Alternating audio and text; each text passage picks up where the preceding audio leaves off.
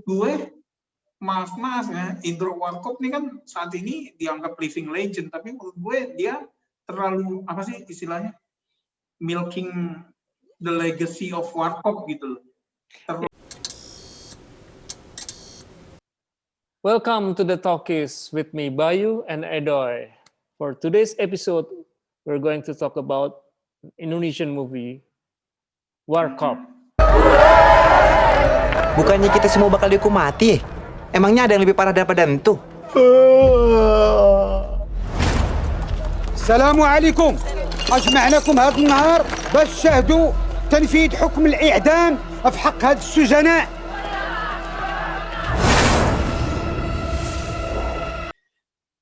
Oke, Warkop Reborn Part 4.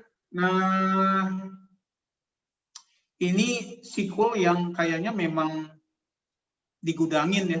Digudangin karena film yang tadinya prequel dari film ini, Warkop Reborn 3 ya judulnya.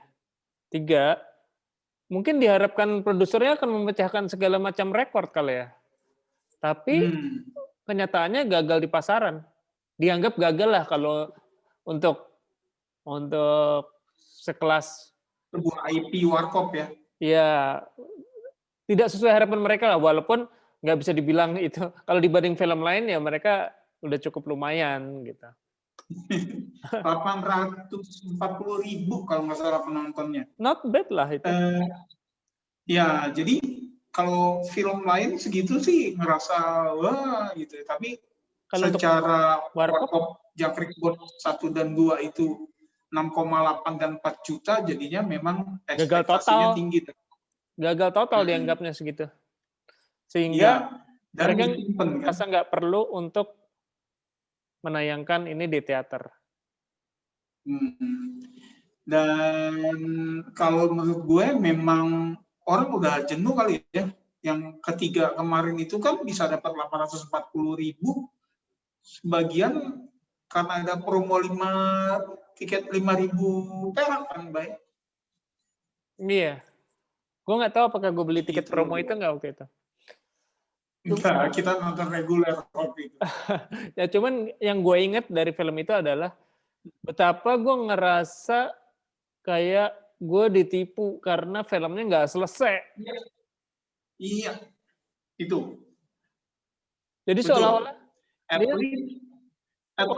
lu harus tiket lagi untuk melihat film ini, kayak milking banget gitu. Iya, betul.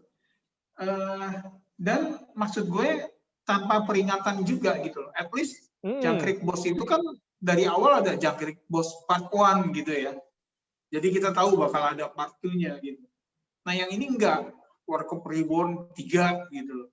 Begitu pas kita nonton, emang filmnya nyebelin dan makin tambah ngeselin lagi ketika pas di akhir mereka nyanyi-nyanyi terus ya itu. Beli tiket lagi gitu kan, itu sih. Nah, dan gua rasa itu puncak kekesalan banyak penonton kali ya. Nah, pada beberapa episode lalu kita sempat nonton Bucin yang lo nggak suka, gue juga biasa aja nggak terlalu suka. Menganggap bahwa itu bisa jadi kandidat film terburuk Indonesia tahun lalu, menurut kita ya. Iya. Tapi kalau menurut gue ini udah jelas, ini lebih parah dari Bucin kalau menurut gue ya. Iya, kalau menurut gue ini tetap bukan film utuh ya. Durasi 103 menit ini banyak banget adegan yang sebetulnya kalau nggak ada nggak apa-apa gitu ya. Nggak ada nggak apa-apa, ceritanya tuh jalan di tempat gitu loh. Dan kalau menurut gue yang paling parah adalah sebagai film komedi agak susah ketawa. Gue nggak inget kalau gue ketawa sama sekali sepanjang nonton ini. Maksud gue gini, gue selalu mempersiapkan diri untuk mendapatkan surprise walaupun film itu misalnya ya gue dapat kesan kurang baik dari film yang 3 kan. Keempat ini gue tetap berharap gitu ya, ngarep sih gitu ya, bakal oke lah 1-2 kali ketawa gitu, ternyata enggak juga gitu ya. Cuma memang walaupun menurut gue ini sama buruknya dengan yang ketiga, gue nggak sekesel waktu yang ketiga, baik. Karena yang ketiga itu seperti yang tadi kita bahas, di ending tahu dikasih tahu gitu kan ya, bahwa filmnya belum selesai, nonton lagi gitu kan ya. Itu sih gitu ya. Dan gue rasa praktek yang bikin muak juga ya, maksud gue gini, orang jadi mulai muak dengan apa yang dilakukan oleh Falcon ya. Mereka tuh sejak Comic Age yang Casino King dibelah 2, kemudian Jangkrik Bos dibelah 2, Benyamin Biangkerok dibelah 2, Sidul dibelah 3 gitu. Jadi gue nggak tahu ya, kalau Dylan itu gue juga ya karena novelnya sendiri memang terdiri dari seperti itu ya, I have no say gitu ya. Tapi gitu, maksudnya praktek membelah film yang sebenarnya nggak perlu gitu ya, itu terus-menerus dilakukan oleh Falcon dan orang puncaknya muak di sini gitu. Ya, gue masih nunggu film serius dari Falcon. Kayaknya mereka punya potensi untuk bikin film yang bagus, serius, mahal. Jadi gue masih nunggu nih. Bumi Manusia Falcon loh, Bang. Iya. Itu salah satunya kan. Mereka bisa bikin film yang bagus. Iya. Ya, gue nggak sependapat ya tentang Bumi Manusia itu bagus ya. Tapi oke, maksudnya ya mereka kalau mau bisa bikin film kayak gitu ya. Nah, gitu sih. Jadi udahlah. Dan gue rasa mungkin apakah Falcon bisa belajar dari pengalaman ini? Gitu ya, mengingat Benyamin Biangkerok juga kan kayak gitu. Filmnya tipis ceritanya, tapi kemudian dibelah 2. Ternyata orang juga kecewa. Sehingga yang keduanya juga nggak rilis di bioskop. Oke. Kalau sempat mungkin akan kita bahas, tapi Oke, pokoknya kalau bisa yang reborn-rebornan kayak Benyamin, segala Ateng lah, Warkop, kita sudahi aja dulu lah. Om Indro juga. Iya, kalau udahlah. Nah itu, kalau menurut gue, maaf ya, Indro Warkop ini kan saat ini dianggap living legend, tapi menurut gue dia terlalu, apa sih istilahnya, milking the legacy of Warkop gitu loh. Terlalu bukan salah dia, bukan completely salah dia juga mungkin ya, tapi ya mestinya bisa lihat-lihat lah, bisa milih-milah. Iya, maksud gue jadinya malah menodai legacy Warkop sih kalau menurut gue. Dan yang ketiga itu ya, inget gak film Warkop Reborn ketiga itu openingnya adalah kalau menurut gue agak-agak masturbasi juga ketika para pemainnya kemudian di hadapan Indro bilang betapa mereka terkesan dengan Warkop dan segala macam gitu ya. Kalau menurut gue, is it necessary gitu loh, di depan orangnya langsung.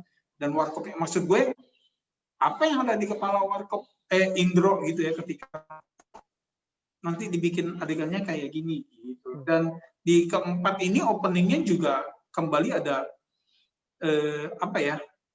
yang bermain-main di sini. Ini agak-agak meta ya, ketika ada Indro, ada Tora dengan kostum Chips, dan ada Randy Niji gitu ya.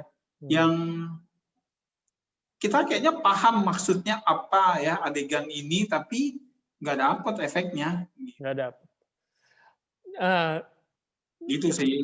Gue melihat ceritanya ini sebetulnya kalau misalnya satu nggak dibelah, 2 mereka udah bikin cerita sendiri aja nih, bukan Warkop Reborn, tapi cerita tentang tokoh-tokohnya, Aliando, Adipati, Randy, tokoh sendiri, mungkin bisa jadi yang menghibur buat masyarakat. Tapi begitu ini sebagai reborn, terus mereka mengeluarkan joke-joke lawas dari Dono Kasino Indro lagi, diulang-ulang lagi yang kita juga udah tahu. Jadinya malah efeknya berlawanan dari yang diharapkan. Bahkan kalau menurut gue, kalau misalnya udah jadi cerita original aja udah cukup yang menarik untuk dibuat film sebetulnya. Mungkin premisnya menarik kayak gitu. Iya kan, betul. Karena melencengnya kejauhan ya, Bay. Gitu loh. Cerita tentang spion, terus ke luar negeri, dalam hal ini ke Maroko, udah kejauhan gitu. Maksudnya benar-benar udah jauh dari rel, dari pakem warkop yang kita kenal selama ini gitu. Menurut gue, kalau memang mereka mau bikin sesuatu yang ada hubungan sama warkop, either mereka nge-remake salah satu film warkop, ya, Maju Kena Mundur Kena, misalnya, Kesempatan Dalam Kesempitan, pokoknya yang memang ya udah straight remake gitu, remake langsung dengan suasana di kos-kosan gitu kan ya. Itu atau mereka ya bikin biografinya warkop sekalian gitu ya. Ngapain pakai nama warkop? Kemudian ya lu ceritanya jauh kemana-mana, sama kayak Benyamin Biangkerok. Ngapain pakai judul itu kalau kemudian ceritanya terlalu melebar kemana, keluar jauh gitu dari itu. Terus jokes-nya yang udah di-recycle lagi, maksudnya nggak lucu lagi jadinya. Iya, gitu sih. Jadi kalau Bucin kemarin calon film terburuk, Warkop ini jelas-jelas kandidat yang lebih kuat untuk film terburuk. Ya kalau bagi gue tokoh yang memerankan Inka tuh lumayan lah untuk jadi eye candy di film itu.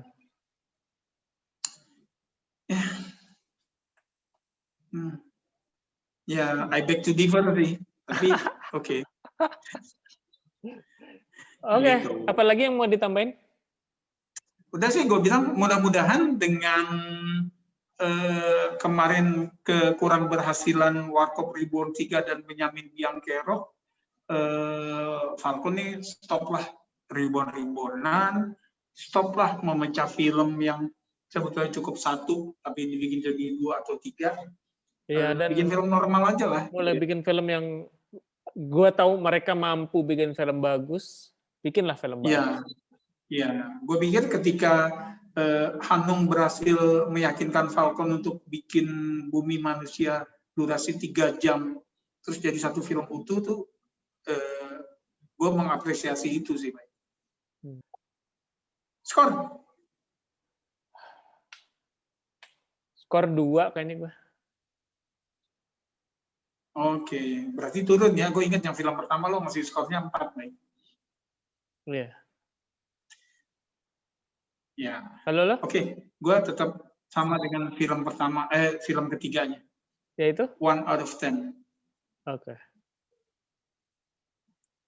Oke, gimana pendapat kalian yang udah nonton? Silakan di komen. Yang belum subscribe juga silakan mohon subscribe-nya. Makasih udah mampir sini ya, udah meluangkan waktu bersama The Talkies. Sampai ketemu di episode berikutnya. Salam.